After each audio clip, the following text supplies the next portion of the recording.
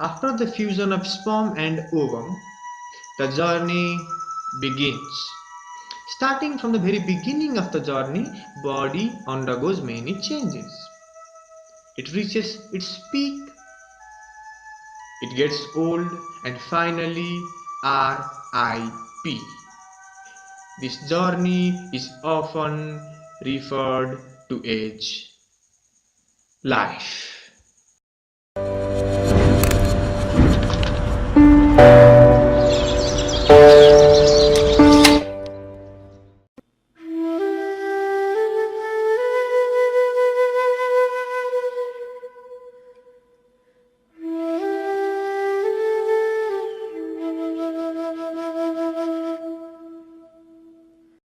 Ayurveda says life begins after the fusion of Shonita, Shukra, and Atman along with the Sukshma Sharir or the soul along with the subtle body. Unlike the modern medical science, which describes life as a complex biochemical machine, Ayurveda describes life as the continuity of consciousness, that is, Ayuh Chetananuvritti. Charak has defined Ayu as Sharirendriya Sattvatma Samyogodhari Jivitam Nityagashanubandasya Paryayayuruchyate. This means Ayu or life is the combination of Sarira, the physical body, Indriya or the senses, Sattva or the mind, and Atma or the soul, and has four synonyms. They are Dhari, Jivitam, Nityaga, and Anuvanda. Dhari means that which sustains the body. Jivitam means that which keeps the prana alive. Nityaga means that which changes continuously. And it is also called Anuvanda because it connects the Sukshma Sharir or the subtle body with the Sthula Sharir or the gross body. Now there lies a big question. What is the purpose of this life? What is the purpose of our birth and of our death? And what is the purpose of all the beautiful and nasty things that happen in between? Well, Ayurveda has answered that too. According to Ayurveda, the ultimate goal of a life of an individual is termed as Purusartha Chatushtaya. Charaka has described this as Dharmartha Kama Mokshanam Arogyamulam Uttam Rogastasya Pahataraha Shreyasho Jivitasya Cha. What this means is the roots of Purusartha Chatushtaya, that is Dharma, Artha, Kama, and Moksha, lie within Arogya or a healthy life, and Roga or ill health creates obstacle in it. This is the ground where the philosophies of Ayurveda and the philosophies of modern medicine exactly separate. Modern medical science, though evolved through so-called scientific observations and experiments,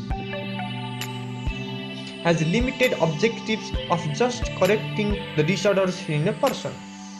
Ayurveda, in contrary, along with offering the treatment for the diseases, maintains a balanced health of an individual, that is Arogya, and helps him aspire for the ultimate goal of his life, that is Purusartha Chatushtaya.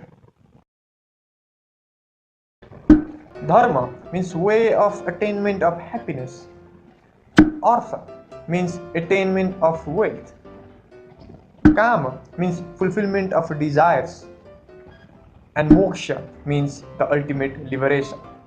And as Ayu or life is the only tool or vehicle through which these purusarthas can be achieved, Ayurveda intends to make it long, profound, and exuberant.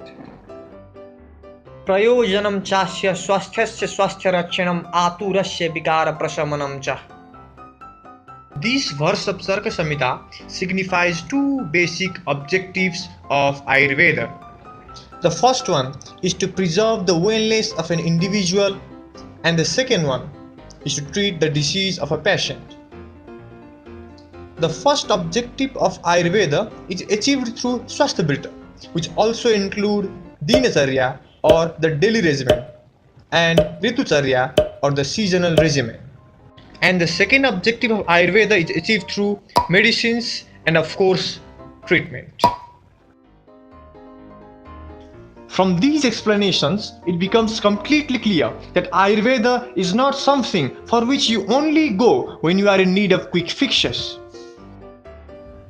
Ayurveda, which is considered to be the mother of all medical wisdom of the world, is a unique blend of science and philosophy, which aims to maintain the balance between physical, mental, emotional, and spiritual aspect of a being, which is necessary for living a holistic life. Ayurveda is an eternal science which goes beyond just treatment and helps an individual to live as harmoniously and as joyfully as possible. Literally speaking, the word Ayurveda is composed of two basonyms. They are Ayu and Veda. The word Ayu comes from word root Ayush, which means life, and the word Veda comes from word root Vid, which means to know. This translates Ayurveda as knowledge or wisdom of life.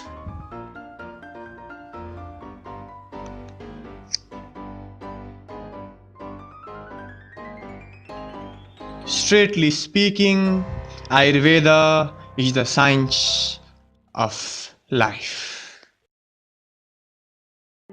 I hope you have enjoyed watching the video. If it is so, please do not forget to leave a big like and subscribe our channel Ayurveda Studies for more of such videos. Press the eagle marvelous icon on the side and get notified of the upcoming uploads. And also do not forget to leave a comment. If you have any suggestions or anything to say, or want any of the topic to be illustrated in the same way, then please do tell us. This is our first video and we are planning to publish a series of them, and all we need is your support. So please like our page in Facebook, subscribe our channel in YouTube, and follow us on Twitter. And most importantly, please share this video. Share this video with your friends, with your family, in your social media, and let everyone know about it. Why, you ask? Maybe because this is how things work. We will meet next time. For now, namaskar. Moksha! Not again.